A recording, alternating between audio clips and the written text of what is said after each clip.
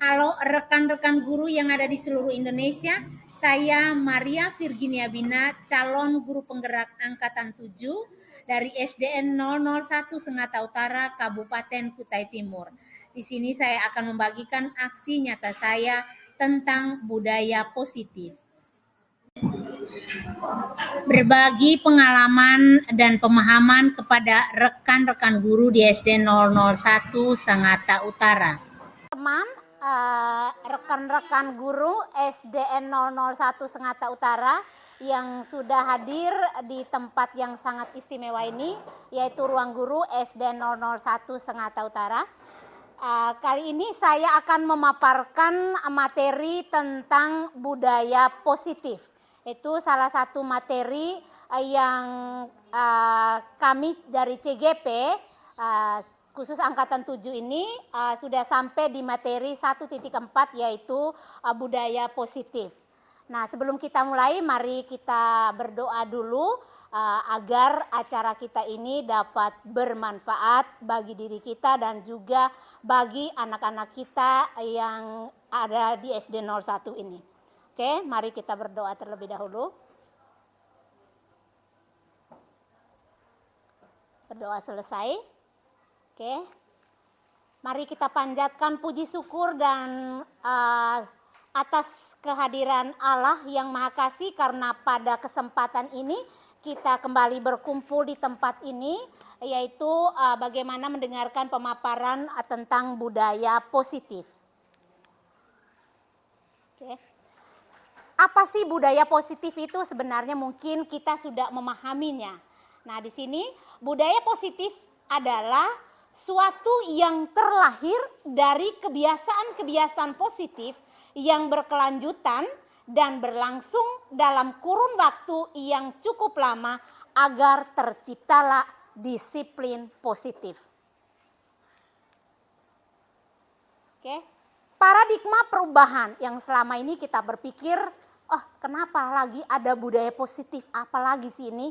Nah, bagaimana seorang itu bisa berubah dari paradigma stimulus respon kepada pendekatan teori kontrol dari Stephen. Bila kita ingin membuat kemajuan perlahan, sedikit demi sedikit ubahlah sikap atau perilaku kita.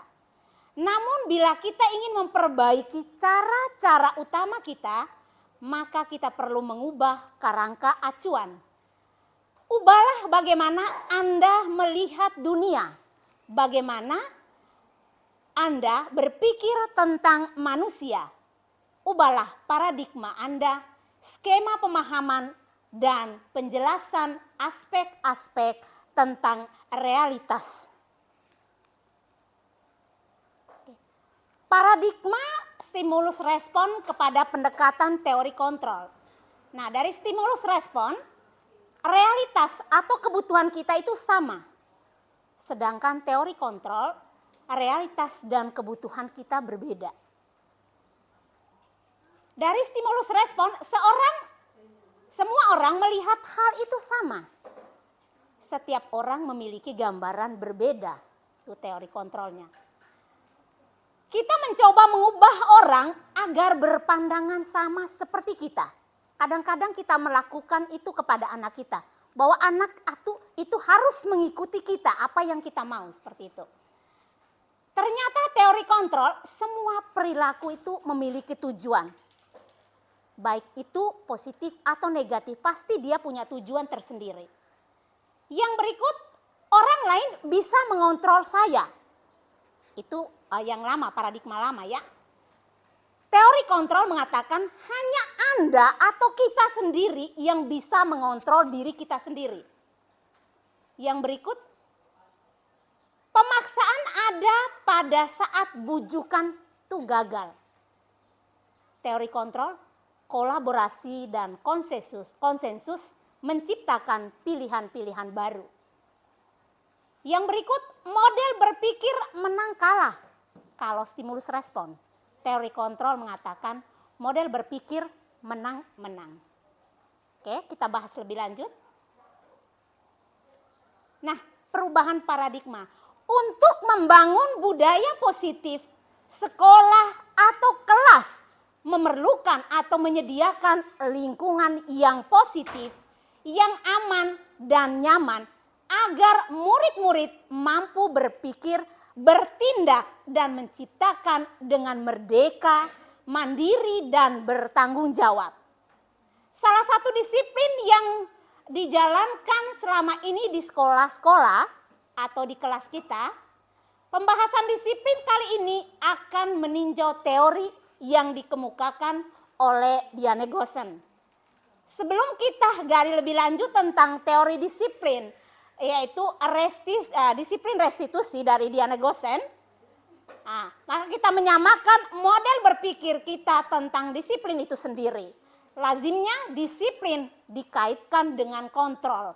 Dalam hal ini kontrol guru dalam menghadapi murid-muridnya. Oke, berikut teori kontrol dari William Glasser. Ilusi guru mengontrol murid. Murid sedang mengizinkan dirinya dikontrol. Yang kedua, ilusi bahwa semua penguatan positif efektif dan bermanfaat. Murid tersebut menjadi tergantung pada pendapat sang guru. Yang ketiga, ilusi bahwa kritik dan membuat orang merasa bersalah dapat menguatkan karakter. Oh, kalau saya bisa membuat orang merasa bersalah tuh menguatkan karakter.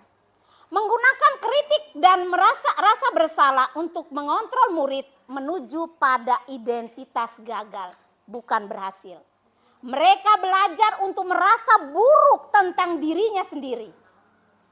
Nah, ilusi yang terakhir bahwa orang dewasa memiliki hak untuk memaksa. Nah, itu yang parah. Perilaku memaksa tidak akan efektif dalam jangka yang panjang. Itu palingan sebentar. Bertahan. Atau palingan. Oke, berikut teori motivasi perilaku manusia dari Diane Goosen. Yang pertama, untuk menghindari ketidaknyamanan atau hukuman. Ini adalah tingkatan motivasi perilaku manusia yang paling rendah. Biasanya orang yang motivasi perilakunya untuk menghindari hukuman ataupun ketidaknyamanan akan bertanya, apa yang akan terjadi apabila saya tidak melakukannya? Itu adalah motivasi yang muncul dari luar atau motivasi eksternal. Yang kedua, untuk mendapatkan imbalan dan penghargaan dari orang lain. Satu tingkat di atas motivasi yang pertama tadi. Di sini orang yang berperilaku untuk mendapatkan imbalan atau penghargaan dari orang lain. Sama, motivasi tersebut juga bersifat eksternal. Nah, kadang-kadang kita melakukan sesuatu mengharapkan orang memuji kita. Nah, itu yang didebatkan kemarin sama Bunikian kemarin seperti itu. Nah, kadang-kadang kita memberikan imbalan atau penghargaan atau reward kepada orang itu kan membangkitkan motivasi. Tapi bukan motivasi intrinsik atau dari dalam diri anak, tetapi motivasi yang berasal dari luar. Suatu saat kalau seandainya kita yang sering memberikan penghargaan atau reward, suatu saat kita tidak mengajar posisinya. Ada teman lain atau guru infal yang mengajar di kelas kita. Anak yang ada di dalam kelas sudah terbiasa apabila dia menjawab pertanyaan atau dia bertanya, pasti gurunya itu memberikan reward. Itu misalnya tepuk tangan atau pujian. Datang guru infal mungkin tidak melakukan seperti itu. Kali pertama iya, besoknya lagi. Enggak mau jawab sudah, enggak mau bertanya. Karena saya loh tidak dipuji. Saya loh tidak diberikan penghargaan. Enggak diberikan reward. Nah, itu yang seperti itu. Dia bukan bertahan lama, hanya dalam jangka waktu yang pendek. Yang ketiga, motivasi yang perilaku manusia yang ketiga, untuk menjadi orang yang mereka inginkan dan menghargai diri sendiri dengan nilai-nilai yang mereka percaya. Orang dengan motivasi ini akan bertanya, akan menjadi orang yang seperti apa bila saya melakukan hal demikian? Mereka melakukan sesuatu karena nilai-nilai yang mereka yakini dan hargai. Ini adalah motivasi yang akan membuat seorang memiliki disiplin positif. Kenapa? Karena motivasi berperilakunya bersifat internal atau dari dalam diri sendiri. Makanya kemarin ada yang mengatakan Skinner dulu teori Skinner mengatakan bahwa reward dan punishment itu bisa mengubah perilaku anak. Iya, demikian memang. Tapi bukan dari dalam diri anak sendiri. Itu hanya bertahan beberapa hari atau mungkin di sekolah kita atau mungkin hanya di kelas kita saja. Dia tidak bertahan lama. Dia mengharapkan pujian. Melakukan sesuatu mengharapkan pujian. Itu yang seperti itu. Sebenarnya tidak salah, benar-benar aja ya. Oke, kita lanjut. Ya. Perbedaan hukuman, konsekuensi, dan restitusi. Hukuman adalah cara untuk melakukan pengarahan agar tingkah laku bisa sesuai dengan perilaku secara umum. Itu hukumannya. Nah, kadang-kadang kita punya pikiran, oh, menghukum anak itu dia bisa mengubah dengan cara menghukum. Hukuman itu termasuk identitas yang gagal. Sedangkan konsekuensi dan restitusi adalah identitas sukses. Hukuman itu tidak nyaman untuk murid dalam jangka waktu yang panjang seperti saya katakan tadi. Tapi kalau konsekuensi tidak nyaman untuk murid tapi dalam jangka waktu pendek. Restitusi menguatkan untuk murid dalam jangka waktu yang panjang. Yang kedua, murid akan tersakiti. Itu kalau kita berikan hukuman. Ya, mungkin kita pernah mengalami dulu kita waktu SD. Saya juga sendiri mengalami waktu itu. Saya tidak mengerjakan PR matematika. Itu ditempeleng di sininya sampai telinga saya berdenging itu berdengung ke apakah. Nah, itu lama baru sembuh. Itu dia akan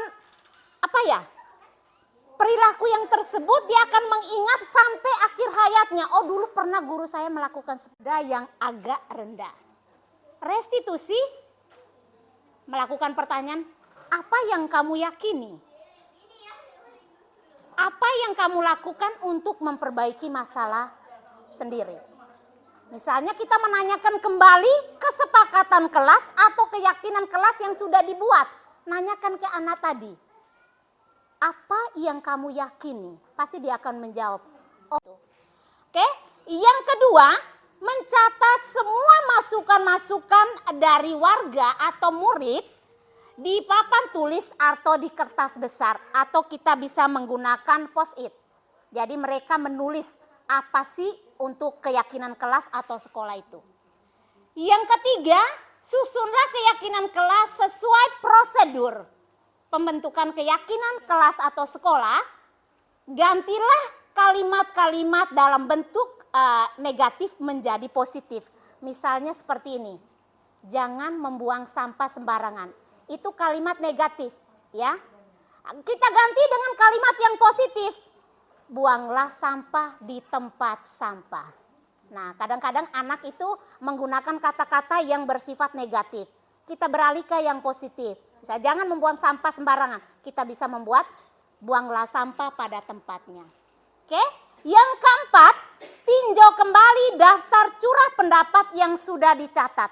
Sudah sesuai tidak dengan sekolah kita, dengan kelas kita.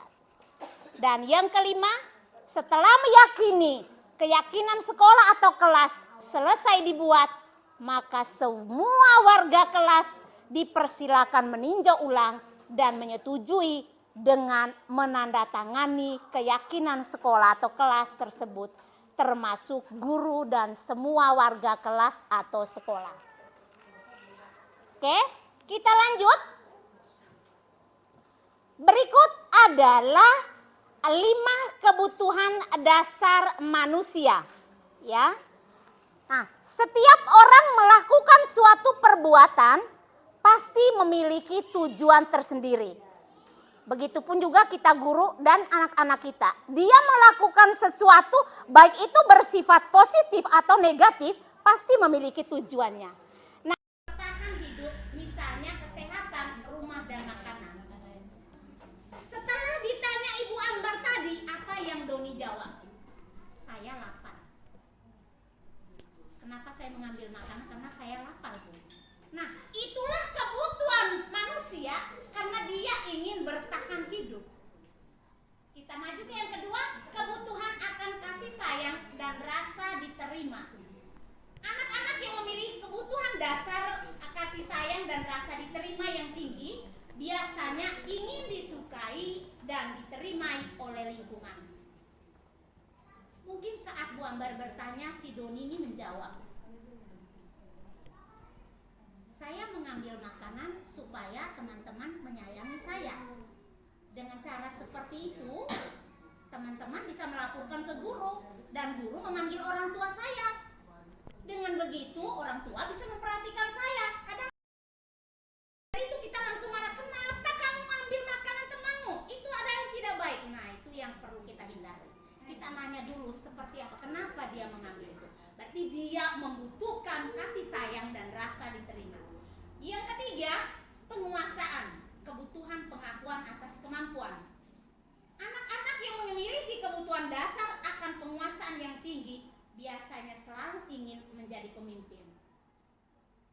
Ditanya Bu Ambar, kenapa kamu melakukan itu? Iya, saya senang kalau melihat teman saya nangis kalau selesai saya ngambil makanan. Anak yang tipenya seperti itu adalah dia ingin menguasai orang lain. Yang berikut, kebebasan. Anak-anak dengan kebutuhan kebebasan yang tinggi menginginkan pilihan. Mereka perlu banyak bergerak, suka mencoba-coba, tidak terlalu terpengaruh dengan orang lain, dan senang mencoba hal baru untuk dan menarik. Nah, kadang mereka berperilaku seperti itu. Nah, itu yang perlu diperhatikan. Yang kelima adalah kesenangan. Kebutuhan akan merasa senang. Anak-anak dengan kebutuhan dasar kesenangan yang tinggi biasanya ingin menikmati apa yang dia lakukan. Dia merasa hebat kalau dia bisa melakukan seperti itu. Dia bisa mengambil makanan teman-temannya, dia merasa hebat. Wah, luar biasa saya. Karena semua teman-teman takut pada saya. Itu yang seperti itu. Oke, kita lanjutkan. Nah, di sini 5 posisi kontrol, ya. Posisi kontrol pertama adalah penghukum. Seorang penghukum bisa menggunakan hukuman fisik maupun verbal. Nah, kadang-kadang menggunakan fisik, kadang-kadang juga verbal. Biasanya seperti itu. Terkadang kita tidak menyadari apa yang kita katakan pada murid-murid kita. Kenapa terlambat lagi? Kenapa kamu tiap hari selalu mengambil makanan temanmu? Nah, kadang-kadang seperti itu, sambil mata melotot dan menunjuk-nunjuk. Nah, itulah yang disebut dengan penghukum. Yang kedua, pembuat merasa bersalah. Dia akan menggunakan keheningan untuk membuat orang merasa tidak nyaman, bersalah, dan rendah diri.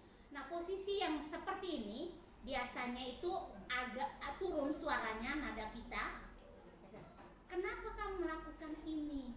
Kamu tidak tahukah kalau kamu melakukan ini pasti ibu dimarah kepala sekolah atau Ibu, saya ingin bertanya, ada beberapa pertanyaan, tapi hanya satu yang terpenting. Oke. Akan saya tanyakan sesuai dengan apa yang dijelaskan Ibu tadi, yaitu ada kalimat awal tadi, berubahlah Anda dengan melihat dunia. Ini pemikiran saya luas sekali dunia ini. Maksudnya dunia yang mana yang mau dilihat ini? Ya, ya. Seandainya tadi dunia nyata. Ya, dunia nyata. Jadi itu, saya ulangi lagi, berubahlah Anda dengan melihat dunia. Tolong Ibu penjelasannya, karena saya kurang paham itu kalimat itu. Terima kasih. Oke. pertanyaan tadi tentang apa tadi? Berubahlah ya dunia ya. Oke, saya coba mengulangi dari teori kontrol Stephen, bagaimana seorang itu bisa berubah dari paradigma stimulus respon kepada pendekatan teori kontrol. Bila kita ingin membuat kemajuan perlahan, sedikit demi sedikit ubahlah sikap atau perilaku kita. Kadang-kadang kalau kita mau mengubah orang, pasti kita mengubah perilaku kita sendiri. Emang agak sulit untuk mengubah perilaku kita sendiri. Ya, kalau kata-katanya memang iya, tapi pelaksanaan itu yang sangat sulit. Namun bila kita ingin memperbaiki cara-cara utama kita, maka kita perlu mengubah kerangka acuan kita. Yang selama ini kita berpikir, oh saya datang tepat waktu karena supaya nilai saya bagus, itu ke anak-anak. Kalau ke kita guru mungkin, oh supaya insentif kita tidak dipotong, seperti itu. Oke, ubahlah bagaimana Anda melihat dunia. Nah, itu yang pertanyaan. Ubahlah bagaimana Anda melihat dunia. Bagaimana Anda berpikir tentang manusia. Ubahlah paradigma Anda, skema pemahaman, penjelasan aspek-aspek tertentu tentang realitas. Nah, ubahlah bagaimana Anda melihat dunia. Kita melihat dunia sekitar, bukan kita melihat diri kita sendiri. Contohnya, yang kita hadapi sebagai seorang guru atau pendidik, yang kita hadapi adalah anak-anak kita. Nah, anak-anak kita ini, dia punya dunianya. Nah, bagaimana cara kita sebagai seorang guru untuk mengubah perilaku anak? Dengan cara adalah kita masuk ke dunia anak, bukan kita memaksa anak masuk ke dunia kita. Kita sebagai pendidik yang masuk ke dunia anak. Misalnya kita mengajar harus dengan kodrat alam dan kodrat zamannya. Zamannya anak ya berbeda dengan zaman kita dulu. Kadang-kadang kita punya pikiran seperti itu, seperti ini. Oh dulu saya diajarkan guru saya seperti ini, toh saya sekarang jadi guru. Berbeda Pak, zaman dulu, zaman kita dulu dengan zaman sekarang. Alam pun berbeda sekarang. Jadi di zaman anak sesuai dengan kodrat mereka kita didik mereka. Jangan anak yang mengikuti apa yang kita mau, tapi kita harus masuk ke dunia anak. Mungkin seperti itu Pak jawabnya. Terima kasih penjelasannya. Oke, mungkin masih ada yang lain?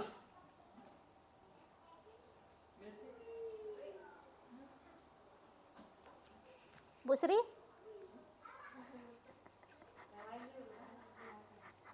Bu Rini? Oke, Bu Rama, silakan Bu Rama. Terima kasih untuk kesempatannya. Di sini saya ada sedikit menanyakan, yaitu tadi ada beberapa macam motivasi anak untuk melakukan sesuatu. Nah, yang ingin saya tanyakan, untuk menumbuhkan motivasi dari dalam diri sesuai dengan nilai-nilai yang diyakini anak, nah itu yang sederhana gimana gitu, jangan terlalu terlalu banyak. Nanti yang sederhana bisa dipahami si anak. Iya. Karena kan kita berpikirnya terlalu tinggi, Iya, jadi betul. sulit dipahami anak. Kalau kita tetap kita terapkan ya kemungkinan gagalnya banyak. Iya. Nah, yang sederhana yang kira-kira mudah dipahami anak seperti apa? Oke, terima kasih Bu Rama, pertanyaannya bagus sekali. Itu kita mengacu lagi pada teori motivasi perilaku manusia, itu yang ketiga, itu untuk menjadikan mereka atau orang yang diinginkan, yang mereka inginkan menghargai diri mereka sendiri. Nah tentunya yang pertama itu tadi kita membuat keyakinan kelas terlebih dahulu Bu Rama.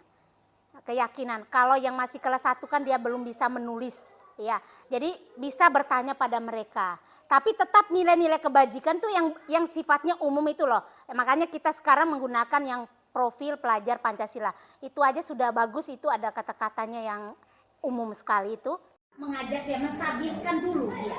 Tidak dengan langsung nada tinggi, tidak dengan langsung marah. Kita tanyakan permasalahan dia.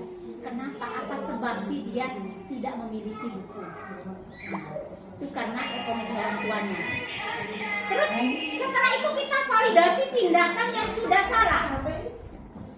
Kamu tentu punya alasan. Kenapa? Makanya dia menjawab tadi. Saya tidak punya buku, Bu, makanya saya tidak kerjakan tugas. Saya tidak punya buku cetak. Itu kita sudah validasi tindakan. Nah sekarang yang ketiga, cara kita yang ketiga, meyakini dia. Menanyakan kembali tentang keyakinan yang sudah disepakati bersama. Keyakinan kelas atau kesepakatan yang sudah kita sepakati kemarin apa, Nak? Dia menjawab, kerjakan tugas tepat waktu, Bu Maria. Oh ya, makasih, Nak. Berarti kamu tahu apa yang kamu lakukan. Nah, kamu sudah menyadari. Nah, bagaimana ke depannya? Oh iya, Bu Maria, nanti saya akan pinjam buku teman saya atau bukunya Bu Rama. Seperti hal yang simpel sekali. Bu Rama bertanya nanti sesuai dengan umur anak Bu Rama yang masih kelas 1. Seperti apa kata-katanya? Mungkin seperti itu. Mungkin itu aja Bu Rama. Terima kasih Bu. Yang lain? Oke. Tadi menyambut yang pertanyaan dari jawaban dari pertanyaannya dari Bu Rahma. Misalnya ini ya, seperti yang tadi sudah dilakukan oleh misalnya Bu Maria. Misalnya ada anak yang tidak mengerjakan tugas nih. Sudah ditanya seperti tadi kan? Kenapa tidak mengerjakan tugas? Ditanya baik-baik. Tidak mengerjakan tugas, harusnya bagaimana gitu kan? Misalnya itu sudah dilakukan hari itu. Anak sudah berjanji nih bahwa mau mengerjakan tugas lagi besok. Ternyata besoknya sama juga. Tidak mau mengerjakan tugas, tidak mengumpulkan tugas. Dan kita pun melakukan hal yang sama seperti itu. Nah, ini bagaimana seandainya itu terulang kembali? Apakah kita harus melakukan hal yang seperti itu terus? Kan memberikan hukuman kan tidak diperbolehkan ya. Tidak bagus dilakukan. Jadi ini bagaimana? Apakah ada maksudnya setelah melakukan, kita kan ingin solusi itu ke restitusi ya, ke arah sana kan? Apakah ada batasan nih? Sudah melakukan itu berkali-kali, tapi tetap anak itu ternyata tidak membawa perubahan. Dia menganggap remeh gitu ya, atau intinya dia tidak melakukan tugas gitu, mengumpulkan tugas beberapa kali. Itu bagaimana? Itu ada saya mencoba menyelesaikan masalah dengan berikut penerapan pemahaman pada siswa dengan pembentukan keyakinan kelas. Membuat suatu kesepakatan atau keyakinan. Apa keyakinan kelas? Suatu perjanjian. Yang lain?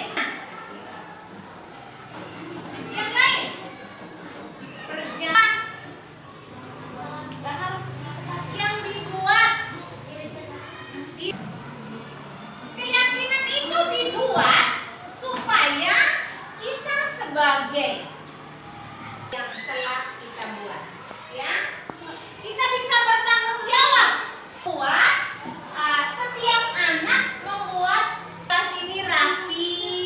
Saya ingin di antara kami itu ada saling menghormati, saling menghargai. Nah, apa negatifnya?